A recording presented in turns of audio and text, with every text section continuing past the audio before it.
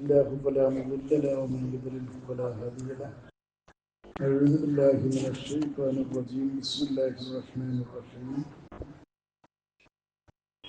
إنما يخشى الله من عباده العلماء. صدق الله مولانا الكريم. ബഹുമാനികളായ നേതാക്കളെ, പണ്ഡിതന്മാരെ, കാരണവന്മാരെ, സുഹൃത്തുക്കളെ, ഈ പുണ്യമായ വേദിയിൽ മഹാന്മാരെ സ്മരിക്കുന്ന ഈ സദസ്സിൽ ഒരുമിച്ച് നൽകിയവരൊക്കെയുള്ള സ്വാലിഹായ ആരായി സ്വീകരിക്കുന്നവർക്ക് ഈ പുണ്യ മജ്‌ലിസിന്റെ ബർക്കത്ത് കൊണ്ട് നമ്മുടെയും ഇവിടെ ഒരുമിച്ചുകൂടി എല്ലാവരുടെയും എല്ലാ തെറ്റുകുറ്റങ്ങളും അല്ലാഹു വിട്ടുപുറത്ത് മാപ്പാക്കുമാറാവട്ടെ. നമ്മുടെ കുടുംബങ്ങളിലും നമ്മുടെ ഭാര്യ മക്കളിലുമുള്ള പ്രയാസങ്ങളും അതുപോലെയുള്ള രോഗങ്ങളൊക്കെ അല്ലാഹു തആല മാറ്റി തരുമാറാവട്ടെ. നമ്മുടെ സന്താനങ്ങളെ അല്ലാഹു തആല ഇഷ്ടപ്പെടുന്ന രൂപത്തിൽ അവൻ്റെ സ്വാലിഹ്യങ്ങളിൽപ്പെടുത്തി അനുഗ്രഹിക്കുമാറാവട്ടെ. ബഹുമാനികളെ, അനുസ്മരണം എന്ന് പറയുന്നത് എന്താണ് എന്നത് വലിയൊരു വിഷയമാണ്. കഴിഞ്ഞ മുഹറം 10-ന് നിങ്ങളൊക്കെ പത്രം വായിക്കുന്നവരും ദൃശ്യമാധ്യമങ്ങളിൽ കാണുന്നവരുമാണല്ലോ. മുഹറം 10-ന് ഒരു ഷിയ വിശ്വാസി ഹുസൈൻ എന്നവരോട് അഗാധമായ സ്നേഹമുള്ള ഒരാൾ 15,000 ആളുകളെ കൊല്ലാൻ വേണ്ടിയിട്ട് ഗുളികയിൽ വിഷം കലക്കിയിട്ട് വിതരണം ചെയ്ത വാർത്ത പത്രങ്ങളൊക്കെ റിപ്പോർട്ട് ചെയ്തിരുന്നു.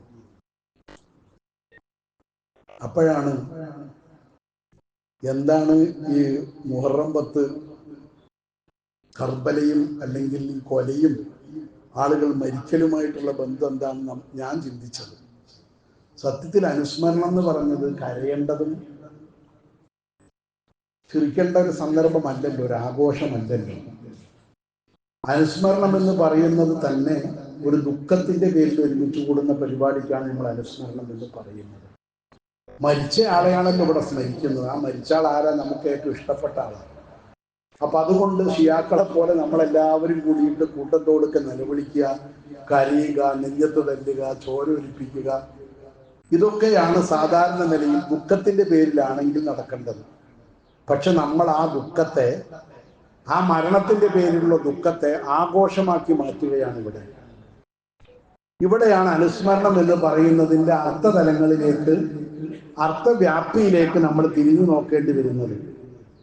സത്യത്തിൽ അനുസ്മരണം എന്ന് പറഞ്ഞാൽ വേർപാടിന്റെ വേദനയുടെ ഓർമ്മപ്പെടുത്തലാണ് അനുസ്മരണം.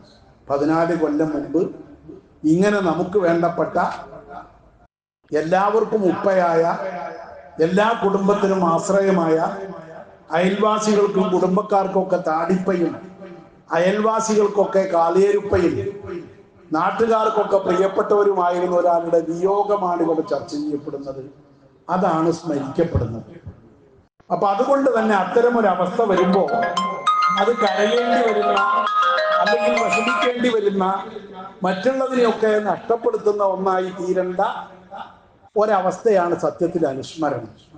പക്ഷെ നമ്മൾ അനുസ്മരണത്തെ, ഈ ദുഃഖത്തിന്റെ വേദിയെ, ആ മരിച്ചുപോയവരുടെ പേരിലുള്ള അനുസ്മരണങ്ങളെ നല്ലത് പറയുന്നതിലൂടെ, നന്മ കൈവരിക്കുന്ന ശ്രേഷ്ഠതയിലൂടെ കടന്നു പോകുന്നത് കൊണ്ടാണ് അനുസ്മരണം വേറുപാടിന്റെ, അല്ലെങ്കിൽ നഷ്ടത്തിന്റെ, അല്ലെങ്കിൽ ദുഃഖത്തിന്റെ ഓളങ്ങൾക്കിടയിലും സന്തോഷത്തിന്റെ തുരുത്തുകൾ സൃഷ്ടിക്കുന്നത്. നമ്മൾ അതിലൂടെ ഒരു നന്മ ഇവിടെ ഉണ്ടാക്കിയെടുക്കുന്നത് കൊണ്ടാണ്. അതുകൊണ്ടാണ് പ്രവാചകർ സല്ലല്ലാഹു അലൈഹി വസല്ലമ തങ്ങൾ പറഞ്ഞത്, ഉദ്കുറു മഹാസിന മൗതാക്കും, നിങ്ങളിൽ നിന്ന് മരണപ്പെട്ടവരുടെ സൽഗുണങ്ങള്, മഹത്വങ്ങള്, നന്മകള് നിങ്ങൾ പറയുക, അത് അനുസ്മരിക്കുക എന്ന് പ്രവാചകർ സല്ലല്ലാഹു അലൈഹി വസല്ലമ തങ്ങൾ പഠിപ്പിച്ചതും അതുകൊണ്ട് തന്നെയാണ്. പക്ഷെ അനുസ്മരണം ആവശ്യമാകുന്നത് മരിച്ച ആളുകൾക്കല്ല. മരിച്ചവർക്ക് ഇതിന്റെ ആവശ്യമൊന്നുമില്ല. നമ്മൾ പറഞ്ഞാലും പൊക്കിയാലും പൊക്കിയില്ലെങ്കിലും അവരൊക്കെ അള്ളാഹുവിൻ്റെ അടുക്കൽ സ്വീകരിക്കപ്പെടുന്ന അവസ്ഥയിലേക്ക് എത്തി. അള്ളാഹു അവരുടെ പദവികളെ ഉയർത്തിക്കൊടുക്കുമാറാവട്ടെ. പിന്നെ ആർക്കാണ് അനുസ്മരണം ആവശ്യമായത്? ജീവിച്ചിരിക്കുന്നവർക്കാണ്. ആ ജീവിക്കുന്നത് തന്നെ എങ്ങനെ ജീവിക്കണം, ജീവിതത്തിന്റെ അർത്ഥം എന്താവണം, എങ്ങനെയാണ് ജീവിക്കേണ്ടത് പോലെ ജീവിക്കണം എന്ന് ആഗ്രഹിക്കുന്നവർക്ക് അനിവാര്യമായ ഒന്നാണ് ഈ അനുസ്മരണം എന്ന് പറയുന്നത്. അവിടെയാണ് നമ്മുടെ മുൻഗാമികളായ മഹത്തുക്കളെ, മഹാപണ്ഡിതന്മാരെ, നമ്മുടെ മാർഗദർശികളെയൊക്കെ നമ്മൾ അനുസ്മരിക്കുന്നത് അത്തരമൊരു അവസ്ഥ മുന്നിൽ കണ്ടുകൊണ്ട് തന്നെയാണ്. ആ നിലയ്ക്ക് ജീവിക്കണമെന്ന് ആഗ്രഹിക്കുന്ന ആ വിഭാഗത്തോട് ജീവിതത്തിന് മാതൃകാപരമായ ഒരു ചട്ടക്കൂട്, ഒരു ഫ്രെയിംവർക്ക് വേണം എൻ്റെ ജീവിതത്തിന് എന്ന് ചിന്തിക്കുന്ന ഒരാൾക്ക് വേണ്ടിയാണ്, അത്തരക്കാർക്ക് വേണ്ടിയാണ് അനുസ്മരണങ്ങൾ അനിവാര്യമായി വരുന്നത്. അതുകൊണ്ട് നമ്മൾ ഈ അനുസ്മരണങ്ങളെ നിസ്സാരമാക്കി കാണരുത്. ഇത് വെറും ഒരു ഒത്തുകൂടലാക്കി കാണരുത്. അല്ലെങ്കിൽ മൗലൂദ് ഓതി ഭക്ഷണം കഴിച്ച് പിരിയുക എന്നതിൻ്റെ അപ്പുറം ഇത് മഹത്തായ ഒരു ജീവിത രൂപപ്പെടുത്തുന്നതിന്റെ, ഒരു കാഴ്ചപ്പാടുണ്ടാക്കുന്നതിന്റെ ശരിയായ ചിന്തകൾ ഉണ്ടാക്കിയെടുക്കാനാണ്. ഇവിടെ നേരത്തെ പറഞ്ഞതുപോലെ ബഹുമാനപ്പെട്ടവരെ കണ്ടിട്ടില്ലാത്ത, ബഹുമാനപ്പെട്ടവരുടെ ശിഷ്യന്മാരല്ലാത്ത, ബഹുമാനപ്പെട്ടവരെ 2 വയസ്സിലോ 3 വയസ്സിലോ ഒക്കെ ചിലപ്പോൾ കണ്ടിരിക്കാനിടയുള്ള വിദ്യാർത്ഥികളാണ് ബഹുഭൂരിഭാഗം ഇവിടെ കൂടിയിരിക്കുന്നവര്. പിന്നെ ബാക്കിയുള്ള 60-70 ഒക്കെ കഴിഞ്ഞവരുടെ കാര്യം പറയേണ്ട ആവശ്യമൊന്നുമില്ല. അവരിഞ്ഞ അല്പസമയമായിരിക്കും വാങ്ങി കൊടുക്കാനുള്ളൂ. അതുകൊണ്ട് അവർക്ക് പിന്നെ ഒരു മാതൃകയൊന്നും ചിലപ്പോൾ വേണ്ടി വരില്ല. പക്ഷെ ഇവിടെ വേണ്ടത് പുതിയൊരു തലമുറയ്ക്ക് ഈ മാതൃകയാണ്. ബഹുമാനപ്പെട്ടവർ, ശൈഖുനയും അതുപോലത്തെ ആളുകളൊക്കെ. ഈ കുട്ടികളാണ് ഇവരെ പഠിക്കേണ്ടത്, ഇവരെന്താണെന്ന് അറിയേണ്ടത്, ഇവരെ മനസ്സിലാക്കപ്പെടേണ്ടത് ഇത്തരം അനുസ്മരണങ്ങളിലൂടെയാണ്. അപ്പൊ അതുകൊണ്ട് തന്നെ അത്തരം മഹാത്മാക്കളുടെ ഗുണങ്ങൾ പറയുക, അവരുടെ നന്മകൾ സമൂഹത്തിന്റെ മുമ്പിൽ ഉണർത്തി കൊടുക്കുക, അത് ആവർത്തിക്കപ്പെടുക എന്നത് വളരെ അനിവാര്യമായ ഒരു കാര്യമാണെന്ന് നമുക്കതിൽ നിന്ന് മനസ്സിലാക്കാൻ കഴിയും. നമ്മുടെ നാവ് എന്ന് പറഞ്ഞ സാധനം ഒരണർച്ചമാണ് നാവിനുള്ളതെങ്കിലും പലപ്പോഴും നമ്മുടെ നാവ് 2 അണർച്ചമുള്ള കത്രിക പോലെയാകാറുണ്ട്, അല്ലേ? സംസാരിക്കുന്നത് മുഴുവൻ ആളുകളെ തമ്മിൽ വെറുപ്പിക്കുന്ന, ആളുകളെ അകറ്റുന്ന, കുടുംബ ബന്ധങ്ങൾ മുറിക്കുന്ന, സൗഹൃദങ്ങൾ തകർക്കുന്ന കത്രികകളാക്കി മാറ്റാൻ നമ്മുടെ നാവിന് കഴിയും. എന്നാൽ നമ്മുടെ നാവ് ഒറ്റ നാവാക്കിയിട്ട് അകന്നുപോയ ബന്ധങ്ങളെ, നഷ്ടപ്പെട്ടു പോയതുകളെ, അല്ലെങ്കിൽ നഷ്ടപ്പെടാൻ ഇടയുള്ളതുകളെയൊക്കെ തുന്നി യോജിപ്പിക്കുന്ന സൂചികളായി മാറാനും നമ്മുടെ നാവുകൾക്ക് കഴിയും. അത്തരം നാവുകളാണ് ഈ മഹാസിന് പറയുമ്പോൾ, മരിച്ചുപോയവരുടെ ഗുണഗണങ്ങൾ നമ്മൾ പറയുമ്പോൾ നമ്മുടെ നാവുകൾ കത്രികകളല്ല, ബന്ധം മുറിക്കുന്ന നാവല്ല, സമുദായത്തിൽ അകൽച്ച ഉണ്ടാക്കുന്ന നാവല്ല, സമൂഹത്തെ ഒന്നിപ്പിക്കുന്ന, അകൽച്ചകളെ കൂട്ടിയോജിപ്പിക്കുന്ന, തുന്നിച്ചേർക്കുന്ന തുന്നൽ സൂചികളെ പോലെ നമ്മുടെ നാവുകളെ ആക്കിയെടുക്കാൻ കഴിയുന്ന ഒരവസ്ഥയാണ് പ്രവാചകർ സ്വല്ലല്ലാഹു അലൈഹി വസല്ലമ തങ്ങള് ഈ ഒരു രൂപത്തിൽ നമ്മുടെ മരിച്ചുപോയവരുടെ ഗുണഗണങ്ങൾ മാത്രം പറയാൻ നമ്മളെ പഠിപ്പിക്കുമ്പോൾ അള്ളാഹുവിന്റെ പ്രവാചകർ ഉദ്ദേശിക്കുന്നതും അത് തന്നെയാണ്. അപ്പൊ അതുകൊണ്ടാണ് സംഘടനകൾക്കും പാർട്ടികൾക്കും ശത്രുക്കൾക്കും അപ്പുറം ചിതറിയ ശത്രുതകൾക്കും മറ്റുള്ള അകൽച്ചകൾക്കും ഒക്കെ നമ്മുടെ ചിതറിയ നന്മകളെ ചേർത്ത് വെക്കുന്ന പ്രശംസകളുടെ തുന്നൽ സൂചികളായി അനുസ്മരണങ്ങൾ മാറുന്നത്. ഇവിടെ ആരും അത്തരം കാര്യങ്ങൾ പറയാറില്ല. അനുസ്മരണത്തിൽ നമ്മൾ സ്മരിക്കുന്നതും അത്തരം കാര്യങ്ങളാണ്.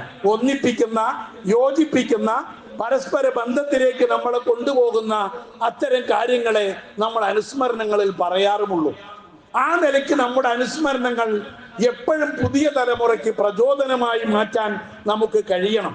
മരണപ്പെട്ടവരുടെ മഹത്വത്തിനുള്ള അംഗീകാരമാകുന്നതോടൊപ്പം സ്വന്തത്തോടുള്ള, പറയുന്നവരും കേൾക്കുന്നവരുമായ നമ്മളോടുള്ള ജിഹാദായി വളർന്ന് ദേഹത്തെയും അതേപോലെ തന്നെ ദേഹത്തെ മരിക്കാനും ദേഹിയെ പ്രോജ്വലമാക്കാനും അനുസ്മരണങ്ങൾ ഉപയോഗപ്പെടുത്തപ്പെടേണ്ടതുണ്ട്. അപ്പോഴേ അനുസ്മരണങ്ങൾ ആകുന്നുള്ളൂ.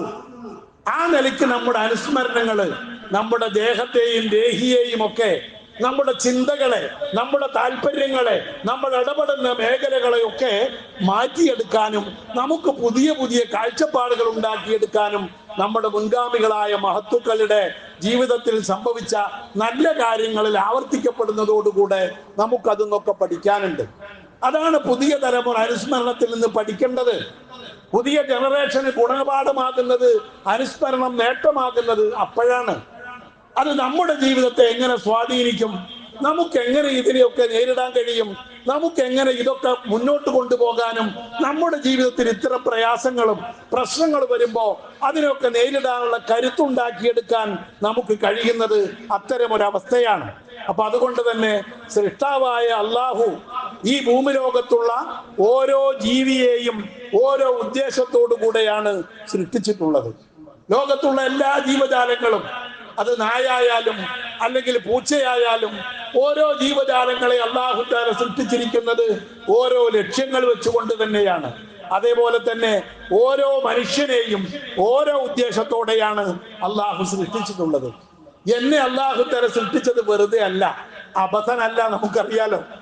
അതേപോലെ ലോകത്തുള്ള എല്ലാവരെ കൊണ്ടും അവരവരെ കൊണ്ടാകുന്ന ചില ലക്ഷ്യങ്ങളും ഉദ്ദേശങ്ങളും ഒക്കെ റബ്ബ് സുബ്ഹാനഹു വ തആല ലക്ഷ്യം വെച്ചിട്ടുണ്ട്. ആ ലക്ഷ്യം നമ്മളിലൊക്കെ ഉണ്ട്, അത് കണ്ടെത്തണം.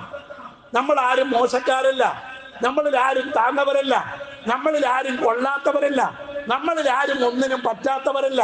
ആ നിലയ്ക്ക് നമ്മളിലുള്ള കഴിവുകൾ തിരിച്ചറിയാൻ, നമ്മളെ അല്ലാഹു തആല എന്തിനു വേണ്ടിയാണ് പഠിച്ചത് എന്ന് കണ്ടെത്താനുള്ള കഴിവാണ് നമുക്ക് ഉണ്ടാക്കിയെടുക്കേണ്ടത്. അത്രയേ ഒരു ഉസ്താദിനെ സംബന്ധിച്ചിടത്തോളം ഒരു പ്രാപ്തനായ ഒരു ഗുരുനാഥന്റെ മുമ്പിൽ പെടുമ്പോ തീർച്ചയായും സംഭവിക്കുന്നതും അത് തന്നെയാണ് അവന്റെ കഴിവുകളെ ഉണർത്തിക്കൊണ്ടുവരിക. നേരത്തെ മഹാനരെ പറ്റി പറഞ്ഞതുപോലെ ശൈഖുനായുടെ മുമ്പിൽ വരുന്നതോടുകൂടെ അദ്ദേഹത്തിനുണ്ടായിരുന്ന കഴിവുകളിലേക്കാണ് ശൈഖുന നോക്കുന്നത്, കഴിവ് കേടുകളിലേക്കല്ല. അതിന്റെ അർത്ഥം കഴിവുകേടില്ല എന്നൊന്നുമല്ല. എല്ലാവർക്കും ചില കഴിവുകേടുകൾ, ചില വീക്ക്നെസ്സുകൾ, ചില വൈകല്യങ്ങൾ, ചില പൊത്തുകൾ, ചില പോടുകളൊക്കെ എല്ലാവർക്കും ഉണ്ടാവും ജീവിതത്തിൽ. അതിനെയൊക്കെ തമസ്കരിച്ചുകൊണ്ട് അവരുടെ കഴിവുകളെ ഉദ്ദീപിപ്പിക്കുക, കഴിവുകളെ പ്രോജ്വലമാക്കുക എന്നതാണ് ഒരു ഗുരുവിൽ നിന്ന് കിട്ടേണ്ട ഏറ്റവും നല്ല ഗുണം. അതിന് പറ്റുന്ന ഗുരു ആവണം നമ്മൾ തിരഞ്ഞെടുക്കുന്ന ഗുരു എന്നത് വേറൊരു പ്രശ്നമാണ്.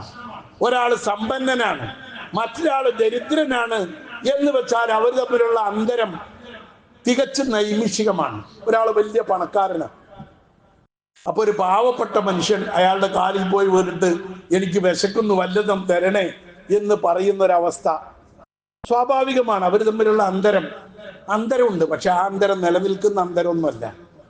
അത് അല്പസമയം കൊണ്ട്, 2 നാൾ കൊണ്ട് ഒരുവനെ തണ്ടിലേറ്റുന്നതും ഭവാൻ, മാളിക മുകളിൽ ഏറിയ മന്നന്റെ മാറിൽ മാറാപ്പേറ്റുന്നതും ഭവാൻ എന്ന് പറഞ്ഞതുപോലെ ഇന്നലെ ദരിദ്രനായിരുന്ന ആൾ ഇനിയൊരു പ്രാവശ്യം നമ്മൾ കാണുമ്പോൾ വലിയ കോടീശ്വരനായിരിക്കും. അവൻ വലിയ സൗകര്യങ്ങളോട് ജീവിക്കുന്ന എത്രയോ ആളുകൾ പണക്കാരായി മാറുന്നത് നമ്മൾ കാണുന്നു. ഇന്നത്തെ ലോകത്ത് ഏറ്റവും പെട്ടെന്ന് സംഭവിക്കുന്ന കാര്യങ്ങളാണ് അതൊക്കെ.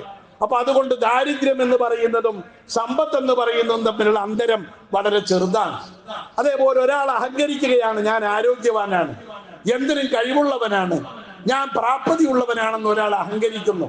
പക്ഷെ ആ അഹങ്കാരമൊക്കെ നിമിഷ നേരങ്ങൾ കൊണ്ട് അവസാനിക്കേണ്ടതേ ഉള്ളൂ. ഒന്ന് തളർന്നു വീണു, അല്ലെങ്കിൽ നിക്കാരത്തിന് സുജൂദിലേക്ക് അങ്ങോട്ട് കിടന്നതാ, പിന്നെ തല പൊക്കിയില്ല, അടുത്തുള്ളവർ ചെന്ന് കുലുക്കി നോക്കുമ്പോ ആളുടെ ജീവനൊക്കെ പോയിരിക്കുന്നു, പിന്നെ മയ്യത്താണ്. എത്രയോ നമ്മൾ ഇന്ന് കണ്ടുകൊണ്ടിരിക്കുന്നു, ദിനേന കേട്ടുകൊണ്ടിരിക്കുന്നു. അപ്പൊ അതുകൊണ്ട് ആരോഗ്യമില്ലായ്മയും ഒന്നും വലിയൊരു പ്രശ്നമൊന്നുമല്ല, അതൊരു വലിയ അന്തരമല്ല, നൈമിഷികമാണ്, പെട്ടെന്ന് മാറാം. പക്ഷെ വിവരമുള്ളവനും വിവരമില്ലാത്തവനും തമ്മിലുള്ള അന്തരം അത് പെട്ടെന്ന് മാറ്റിയെടുക്കാൻ കഴിയുന്ന ഒന്നല്ല. അതിന് സംവിധാനങ്ങളൊന്നും ഇപ്പൊ ഇറങ്ങിയിട്ടില്ല, ഉണ്ടാവുന്നൊക്കെ പറയുന്നുണ്ട്. ലോകത്തുള്ള എല്ലാ ഹദീസുകളും എല്ലാ തഫ്സീറുകളൊക്കെ കൂടി ചെറിയൊരു മുട്ടുസൂചിന്റെ വലുപ്പമുള്ള ഒരു ചിപ്പിലേക്ക് മാറ്റിയിട്ട് ഒരു ഇംപ്ലാന്റ് ചെയ്തിട്ട് ചെവിയിലോ അല്ലെങ്കിൽ ചെവിന്റെ പിൻഭാഗത്തോ എവിടെയെങ്കിലും ഒന്ന് പിടിപ്പിച്ചിട്ട് അത് പുറത്തു നിന്ന് പ്രവർത്തിപ്പിക്കാൻ കഴിയുന്ന ഒരു പ്രഷർ കൊണ്ട് അല്ലെങ്കിൽ ഒരു ഇംപ്ലസ് കൊണ്ട് പ്രവർത്തിപ്പിക്കാൻ കഴിയുന്ന ഒരു കണ്ടുപിടുത്തമൊക്കെ വരും. അക്കാലഘട്ടത്തിൽ ഓതി പഠിച്ചിട്ട് വലിയ കാര്യമൊന്നുമില്ല. ആ ചിപ്പ് വെക്കുന്നതോട് ലോകത്തെ ഏറ്റവും വലിയ വിവരസ്ഥൻ അത് വെച്ചവനായി മാറും എന്നൊക്കെ ഞാൻ വായിച്ചിട്ടുണ്ട്. പക്ഷെ ഇതുവരെ ഇറങ്ങിയിട്ടൊന്നുമില്ല. അത് ഇറങ്ങും വിചാരിച്ചിട്ട് ആരും ഓതാതിരിക്കൊന്നും വേണ്ട. അത് അടുത്ത കാലത്തൊന്നും ഇറങ്ങൂല, അപ്പോഴേക്കൊക്കെ ദജ്ജാലൊക്കെ വന്ന് പോയിട്ടുണ്ടാവും. അപ്പൊ അതുകൊണ്ട് നമ്മളെ സംബന്ധിച്ചിടത്തോളം ഇന്ന് അധ്വാനിക്കണം. വിവരമാണ് പ്രധാനം. ആ വിവരവും വിവരമില്ലാത്തവനും തമ്മിലുള്ള അന്തരം അത് വലിയൊരു അന്തരമാണ്. അത് നൈമിഷികമല്ല, മാറ്റാൻ കഴിയുന്ന ഒന്നല്ല, പെട്ടെന്നൊരു പരിവർത്തനത്തിലൂടെ മാറ്റിയെടുക്കാൻ കഴിയുന്ന ഒന്നല്ല. അപ്പൊ അതുകൊണ്ട് തന്നെ ആ അന്തരത്തെയാണ്, ആ വളർച്ചയെയാണ് നമ്മൾ ഉപയോഗപ്പെടുത്തിയിട്ട് മഹാനരിൽ നിന്നും അതുപോലെ നമ്മുടെ മശായിഖന്മാര് ആ നിലയിലൊക്കെ എത്തിയത് എന്തുകൊണ്ടാ? കഠിനാധ്വാനത്തിലൂടെ പ്രയത്നിച്ച് പഠിക്കുക. എന്നോടൊരു ദിവസം ഞാനൊരു വയലില് ഒരു പ്രസംഗത്തിൽ ഞാനൊരു കഥ പറഞ്ഞപ്പോ പിറ്റേന്ന് മൂല്യരായി കഴിഞ്ഞിട്ട് പിന്നെ റമദാനിലെ വയല് തുടങ്ങാനായപ്പോ മൂല്യർ എന്നോട് പറഞ്ഞടാ, നീ എവിടെ നിന്നാടാ ഈ കഥയൊക്കെ പഠിക്കണത്? ഞാൻ ആ കഥയൊന്നും കേട്ടിട്ടില്ലല്ലോ പറഞ്ഞു എന്നോട്. അപ്പൊ ഞാനുള്ള സത്യം പറഞ്ഞു. കാടേരി ഉണ്ടായിരുന്നല്ലോ, സമസ്തിയുടെ വൈസ് പ്രസിഡന്റ് ഉണ്ടായിരുന്ന കാടേരി അബുൽ കമാൽ മുസ്ലിയാർ നല്ലൊരു മൂലയിലായിരുന്നു. പിന്നെ സമസ്തിന്ന് മൂപ്പരെ പുറത്താക്കി. ഞാൻ അദ്ദേഹത്തെ കണ്ടിട്ടുണ്ട്. അള്ളാഹുത്തല അദ്ദേഹത്തെ നമ്മയൊക്കെ സ്വർഗത്തിൽ ഒരുമിച്ച് കൂട്ടുമാറാകട്ടെ. സമസ്തിന്ന് മൂപ്പരെ പുറത്താക്കിയിരുന്നു. അയാൾ എഴുതിയ പുസ്തകങ്ങളൊക്കെ നല്ല കനപ്പെട്ട പുസ്തകങ്ങളാണ്. പക്ഷെ പലതിലും കുറച്ചൊക്കെ വിധേയത്തുള്ളത് കൊണ്ട് മക്കളും പേരക്കുട്ടികളൊന്നും ഇപ്പം അത് പ്രസിദ്ധീകരിക്കാൻ തയ്യാറല്ല. അദ്ദേഹത്തിൻ്റെ പുസ്തകങ്ങളൊന്നും ഇപ്പോൾ വിപണിയിലില്ല. ഇത് അങ്ങനത്തെ ഒരു പുസ്തകമല്ല, നല്ലൊരു പുസ്തകം.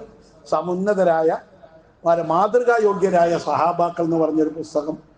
അദ്ദേഹത്തിൻ്റെ പുസ്തകം ഞാൻ വാങ്ങിയിരുന്നു ഏതോ ബുക്ക് സ്റ്റാളെന്ന് കണ്ടപ്പോൾ. അപ്പം ഇതിൽ കൻസുല്ലുമ്മാല് പോലുള്ള വലിയ വലിയ കിതാബുകളിൽ നിന്നുള്ള കഥകളാണ് ആ പുസ്തകത്തിൽ മുഴുവൻ. അപ്പോൾ മൂപ്പർ എന്നോട് പറഞ്ഞു, 36 കൊല്ലായടാ ഞാൻ കഥ പറയാൻ തുടങ്ങിയിട്ട്.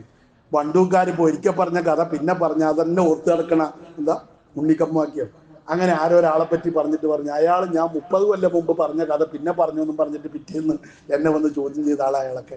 അപ്പോൾ അതുകൊണ്ട് പുതിയ കഥകൾ ഏതെങ്കിലും വേണമെന്നുണ്ട് ആ ചോദിച്ചു മൂപ്പർ. ഞാൻ ആ പുസ്തകം മൂപ്പർക്ക് കൊടുത്തു. പിന്നെ മൂപ്പർ അത് നോക്കിയിട്ട് അപ്പം അന്വേഷിച്ച് പഠിക്കുക വയസ്സായിട്ടും.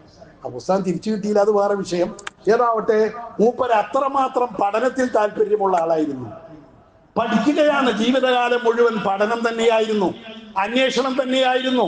പഴയത് കിട്ടിയിട്ടുണ്ടെന്ന് പറഞ്ഞിട്ട് അതുകൊണ്ട് അതിൽ കെട്ടിപ്പിടിച്ച് അങ്ങനെ കിടന്നുറങ്ങുന്ന ശീലക്കാരനല്ല. പഠിക്കുക, പഠിക്കുക, വീണ്ടും വീണ്ടും പഠിക്കുക. ആ പഠനമാണ് അദ്ദേഹത്തെ ആ നിലവാരത്തിലേക്ക് എത്തിയത്. ഇപ്പൊ ലോകം മാറി.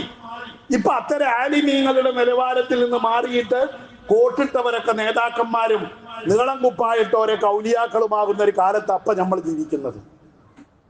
അങ്ങനത്തെ ഒരു പച്ച ഒല്ലിയും പോച്ചിട്ട് വിവരവും വേണ്ട, അറിവും വേണ്ട, കുറെ വേഷം കെട്ടികളുടെ ലോകത്ത് ജീവിക്കുന്ന നമ്മൾ ആലിമീങ്ങളെ ആ നിലയിലേക്ക് നമ്മൾ മനസ്സിലാക്കണം. അവരെ പഠിക്കാനാണ് അവരുടെ ശിഷ്യന്മാരും അവരെ കണ്ടവരും അവരുമായി അടുത്തിടപഴകിയവരുമായ ആളുകൾ ആ പറയുന്നതും കേൾക്കുന്നതുമൊക്കെ, അവരെ പറയുന്നതും എഴുതുന്നതുമൊക്കെ നമ്മൾ പഠിക്കാൻ തയ്യാറായാൽ നമുക്ക് അവരെ ഉൾക്കൊള്ളാൻ കഴിയും.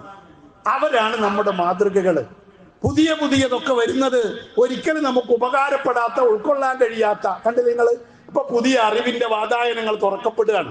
നേരത്തെ തങ്ങൾ പറഞ്ഞു അറിവിന്റെ വാതായനങ്ങൾ തുറക്കപ്പെടുകയെന്ന്. തങ്ങളോട് വിരോധം ഉണ്ടായിട്ടൊന്നുമല്ല, പക്ഷെ എൻ്റെ കാഴ്ചപ്പാട് ഞാൻ പറയണല്ലോ, അല്ലെങ്കിൽ മോശമല്ലേ. 99 ഉറുപ്പ്യ കൊടുത്തിട്ട് ഫേസ്ബുക്കിൽ രജിസ്റ്റർ ചെയ്താൽ എന്താണ് മന്ത്രവാദം പഠിക്കാം അല്ലേ? 99 ഉറുപ്പ്യ അറബി വായിക്കാൻ അറിഞ്ഞാൽ മതി, മന്ത്രവാദം പഠിക്കാം. അതായത് അൽഫും ബാവും, അല്ലെങ്കിൽ നമ്മളെ മറ്റേ പരപ്പനങ്ങാട് തങ്ങൾ പറയും പോലെ ബസ് എന്ന് എഴുതിയിട്ട് പൈസ ഉണ്ടാക്കുന്ന പരിപാടി. ബിസ്മിൻ്റെ ബസ് എന്നാണല്ലോ തുടങ്ങുക. തങ്ങൾ പറയുന്ന രൂപമാണ് ബസ് എഴുതി പൈസ ഉണ്ടാക്കണ ആ പരിപാടി പഠിപ്പിക്കുക. അപ്പൊ മൂല്യന്മാര് ഫേസ്ബുക്കിലും വാട്സപ്പിലും സോഷ്യൽ മീഡിയയിലൊക്കെ പണം ഉണ്ടാക്കാനുള്ള മാർഗം.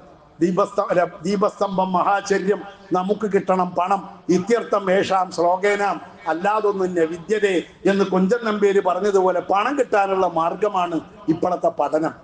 അവരൊന്നും പഠിച്ചത് പണം ഉണ്ടാക്കാൻ വേണ്ടിയിട്ടൊന്നും ആയിരുന്നില്ല. അവര് പഠിച്ചത് ജീവിക്കാൻ വേണ്ടിയിട്ടായിരുന്നു. അവരുടെ ജീവിതമായിരുന്നു പഠനം. ആ ജീവിതം മുഴുവൻ അതിനു വേണ്ടിയാ, ജീവിക്കാൻ വേണ്ടി പഠിക്കുന്ന നമ്മുടെ സ്വഭാവം. ജോലിക്ക് വേണ്ടി പഠിക്കുന്ന കണ്ടില്ലേ നിങ്ങള്?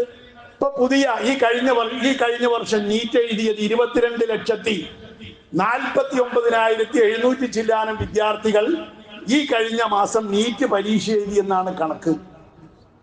22 ലക്ഷം ഡോക്ടർമാര് ഒരു കൊല്ലം അങ്ങോട്ട് ഇറങ്ങിയാല് നമ്മുടെ അവസ്ഥ ഒന്ന് ആലോചിച്ച് നോക്കി നിങ്ങൾ. ഇവിടെ ആകെ ഡോക്ടർമാരെ കൊണ്ട് തമിഴ്നാട്ടുകാർ പണ്ട് അമ്മി കുത്താനുണ്ടോ, അമ്മി കല്ല് കുത്താനുണ്ടോ എന്നൊക്കെ ചോദിച്ചിട്ട് വരുന്ന പോലെ ഡോക്ടർമാർ ഇങ്ങനെ പനിയുണ്ടോ ജലദോഷമുണ്ടോ ചോദിച്ച് നമ്മുടെ വീട്ടിന് മുമ്പിലൂടെ വരേണ്ടി വരും. അല്ലാതെ റൂമെടുത്തിരുന്ന രോഗികളാരും അങ്ങോട്ട് ചെല്ലൂല. അത്ര MBBS